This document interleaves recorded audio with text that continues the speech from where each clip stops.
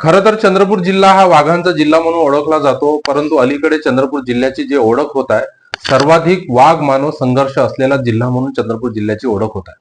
मागल्या 5 वर्षामध्ये इथे 200 लोकांचा मृत्यू झालेला आहे.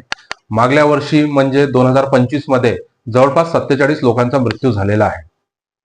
आता हे जे काही मानव वन्यप्राणी संघर्ष किंवा वाघ मानव संघर्ष वाढण्यामागचं जे कारण आहे, कारण की 2 दशकाच्या पूर्वी या ठिकाणी जो गोसेखुर्दचा उजवा कालवा आला, त्याच्यामुळे चंद्रपूर जिल्ह्यातलं जंगल 2 भागात विभागलं गेलं आणि विखंडित झाल्यामुळे वाघांचे जे भ्रमण मार्ग आहे त्यामुळे ब्रह्मपुरी भागामध्ये मोठ्या प्रमाणात मानव वन्यप्राणी संघर्ष उभा राहिलेला आहे. आता अशा परिस्थितीमध्ये चंद्रपूर जिल्ह्यातलं व्याघ्र संवर्धन असेल किंवा वाघ मानव संघर्ष असेल, हे कमी करण्याचं मोठं आव्हान सरकार पुढे आहे.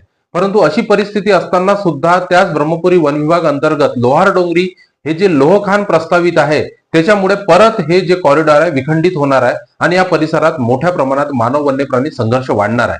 म्हणून या लोहार डोंगरी लोहखान प्रकल्पाला आमचा विरोध आहे आणि या विरोधासाठीच आम्ही ऑनलाईन एक पिटिशन सुरू केलेली आहे. त्याला आता जवळपास 20,000 लोकांनी चंद्रपूर